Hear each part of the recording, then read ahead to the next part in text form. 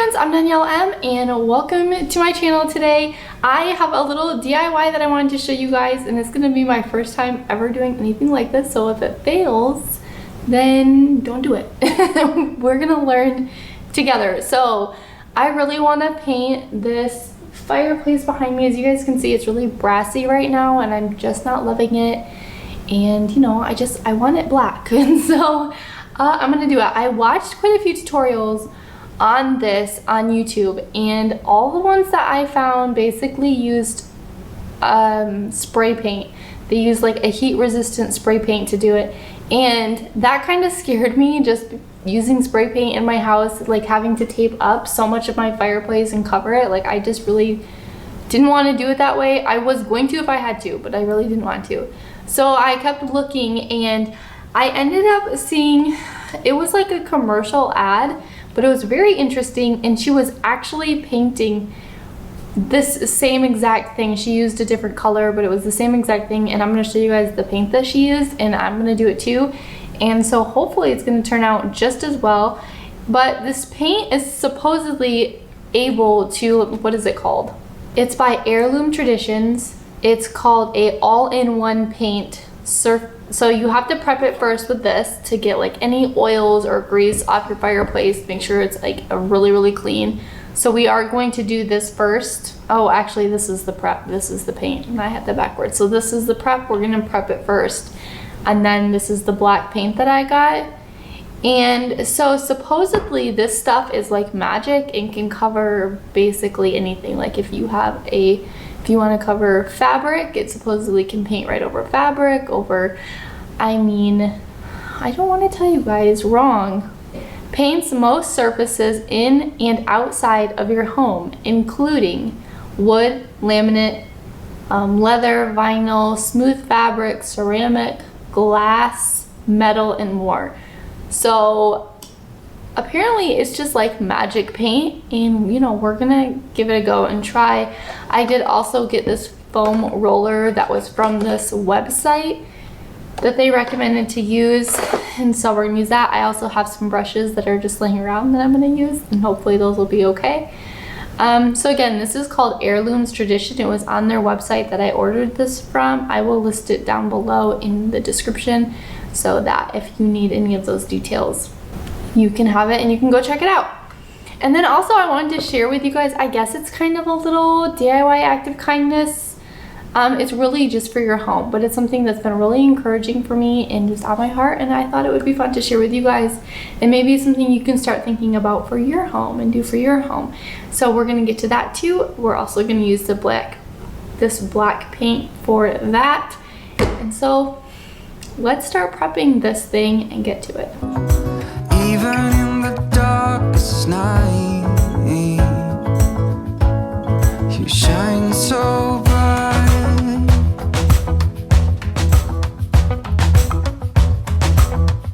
And if you guys watch this video all the way until the end, I have a really fun little sneak peek kitchen surprise, something that we changed and updated that I haven't shown you guys on my other platforms as of yet. So I'm excited to show you that at the very end of this video, so stay tuned. Make sure you catch that.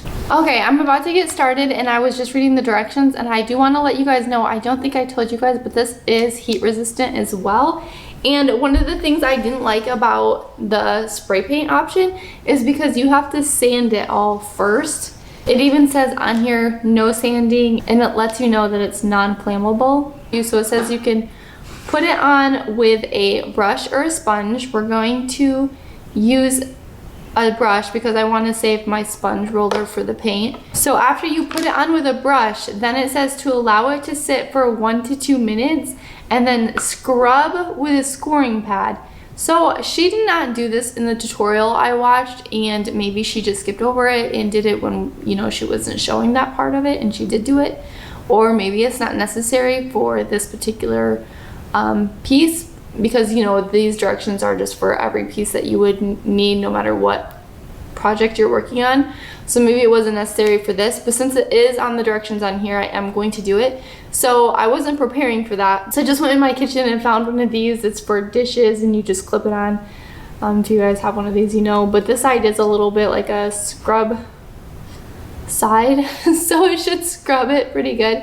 So I'm just gonna scrub it with this, and then you wipe it clean with a cloth. So I have a cloth here ready to do that. So I'm gonna start putting on this, and it says if your surface is really oily, really greasy, to do it, and then once you clean it off, do it again until it seems like it's very clean and not greasy. Mine really isn't that greasy, so I don't think it'll be a problem.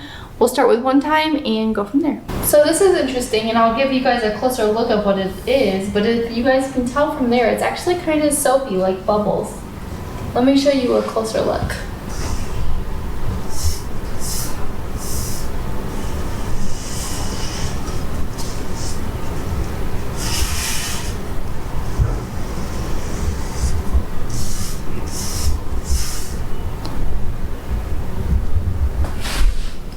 Okay, you guys, so I went ahead and I put all the degreaser on. I'm gonna go with my little scoring pad here. Just rub it all in. It has sat for 1 to 2 minutes already, and I'm gonna go scrub it in now. And then after I'm done scoring it with this, we're going to get my white cloth and wipe it off. Okay, you guys, it actually got quite a bit off. All that you can see was on the fireplace. I'm actually gonna do it one more time because I'm not convinced I got all the grease and stuff off, and I'd rather be safe than sorry and regret going through it too quickly. And you know, so we're gonna do that process one more time, and then we're gonna start painting it. Okay, you guys will not believe how much I just got off by doing that a second time. And that's from going through again, so I'm really glad that I ended up doing that. So I'm going to go ahead and start painting with our Iron Gate black paint. For the small areas, I am going to just use this little brush.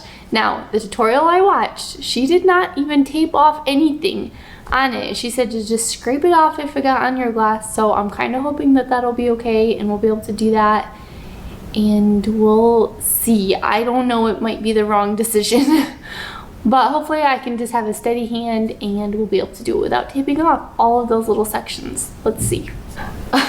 You guys have been kidding me. I've been sitting here, look how, can you guys tell how red my hand is? I've been sitting here trying to open this dang paint. There's no like plastic tape or anything on it. Watch me open it now that you guys are watching, but I cannot get it open.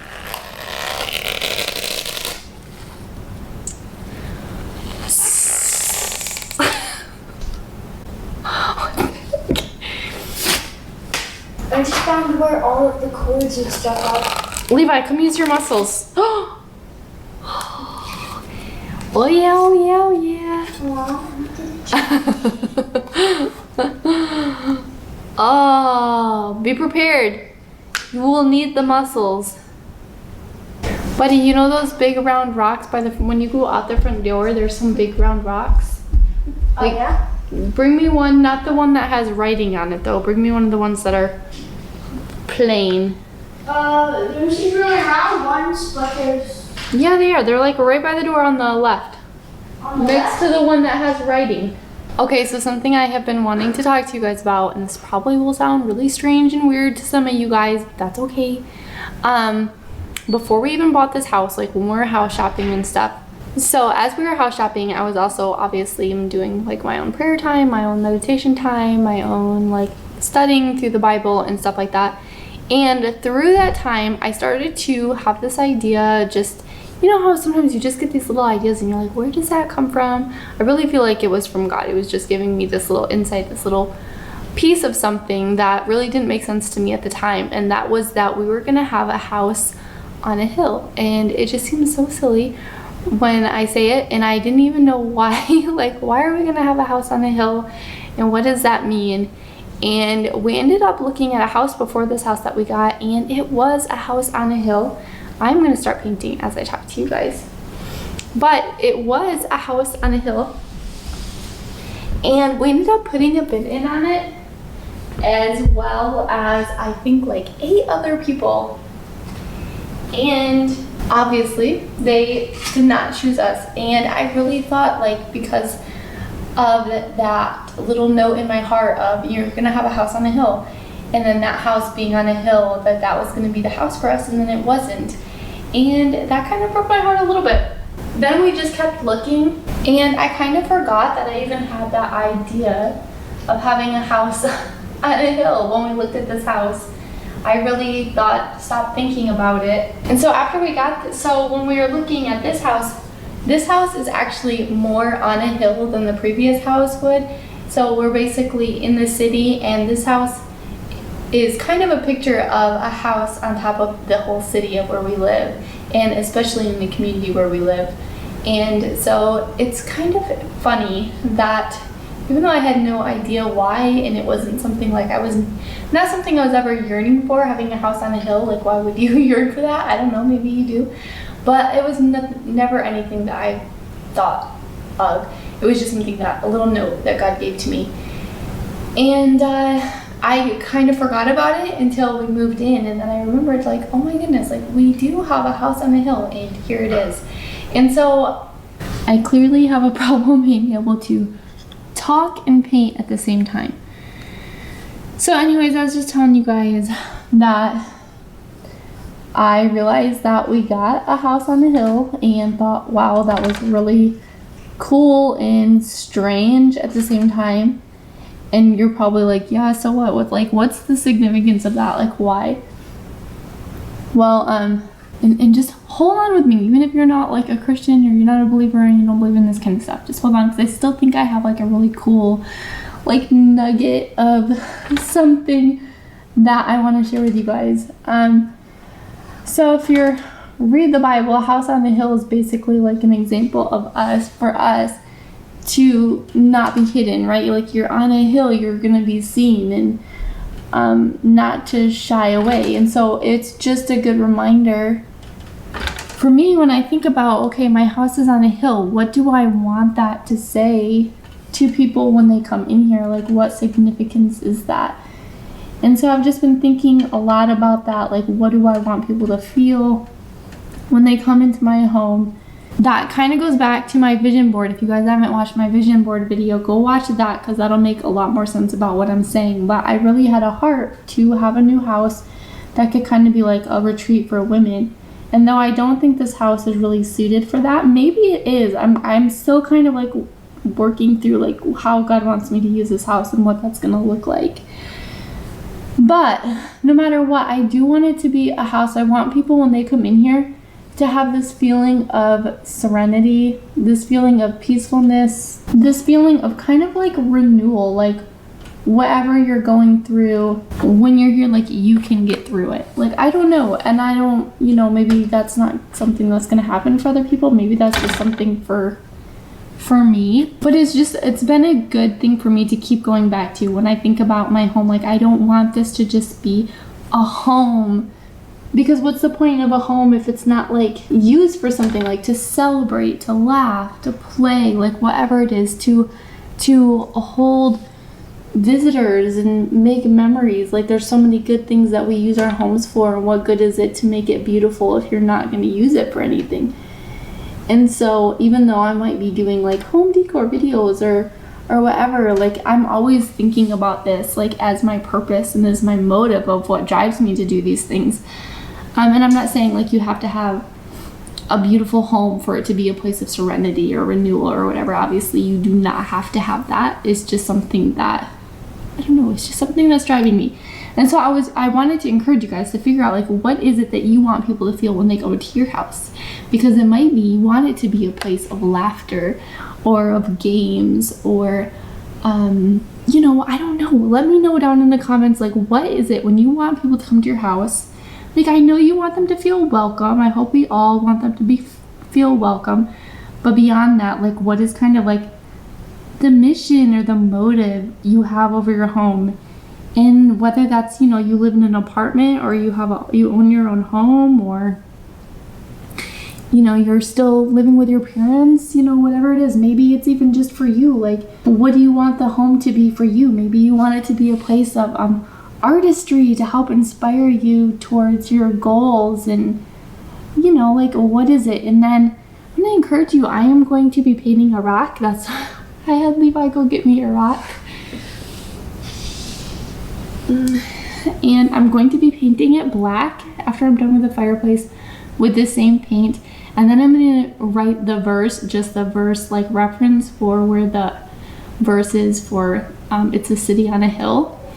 And I'm gonna write that on here, even though this is a house, not a city. But it's just a reminder for me of all those things. And I'm gonna be keeping it outside, right outside my door. So when you walk in, you will see that little stone there.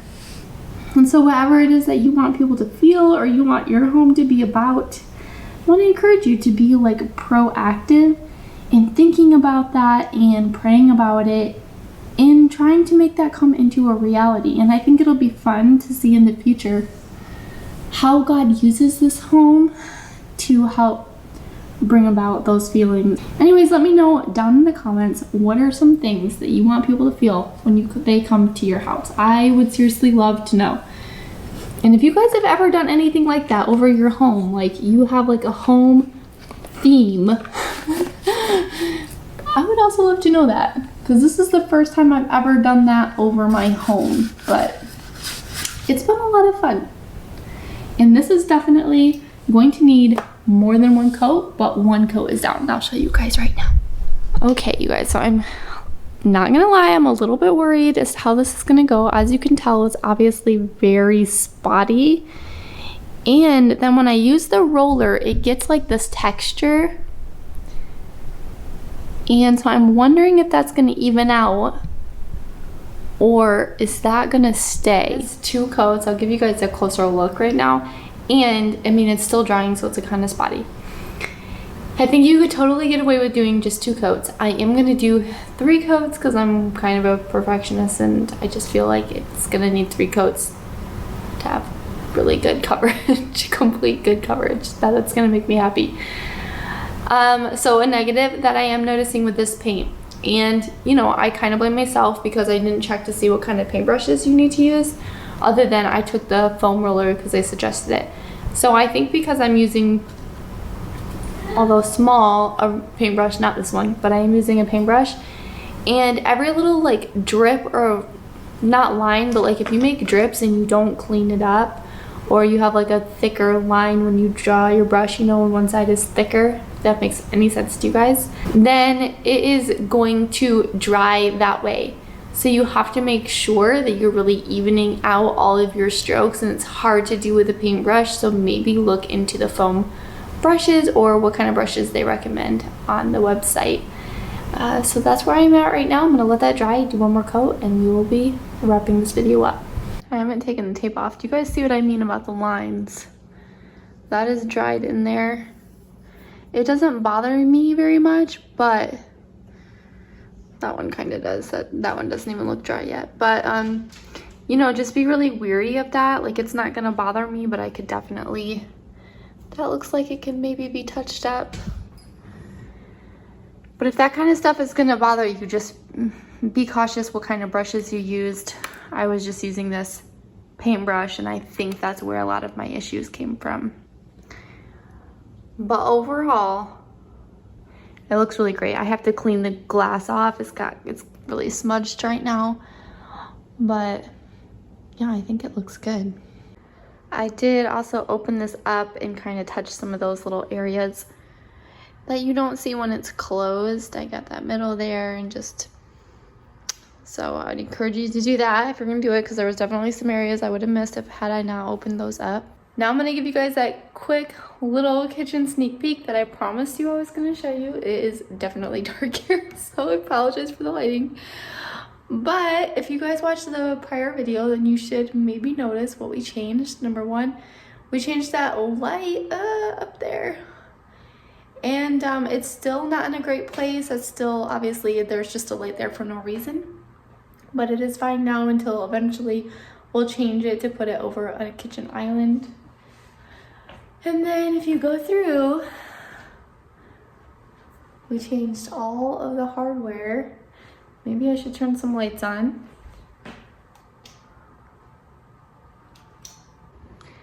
So we changed all of the hardware. We had to use the same length as the hardware that was here before, because we didn't want to drill new holes into these cabinets. We wanted to keep the existing holes. So ideally I would have used something smaller and more minimal looking, but because we didn't want to drill new holes, this is what we got. So I am still kind of undetermined on how I feel about it. I'm gonna be honest, but I would love to know what you guys think. Let me know down in the comments. We also got the new black faucet. So it's starting to come together. It's starting to make sense. Right now, I feel like it's a little heavy, and I wish it was just a little more minimal, I guess, but it's growing on me. Okay, you guys, that is it for this video. I will show you guys a picture in the morning tomorrow, and I'll add it at the end of this video, just of what the fireplace looks like with the tape down and with those final touch-ups. I just went and touched up any areas that looked a little streaky to me.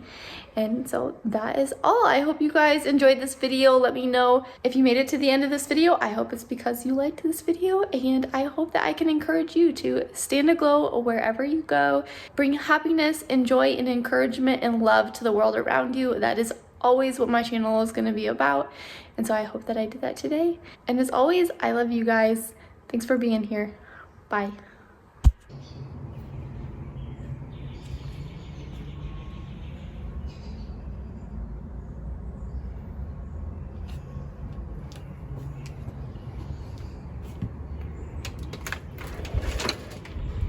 This is the fireplace this morning. It is looking really good. Just a few little areas that I touched up, but overall it came out the pretty smooth finish, other than, like I told you guys, like if there was thick brush strokes anywhere.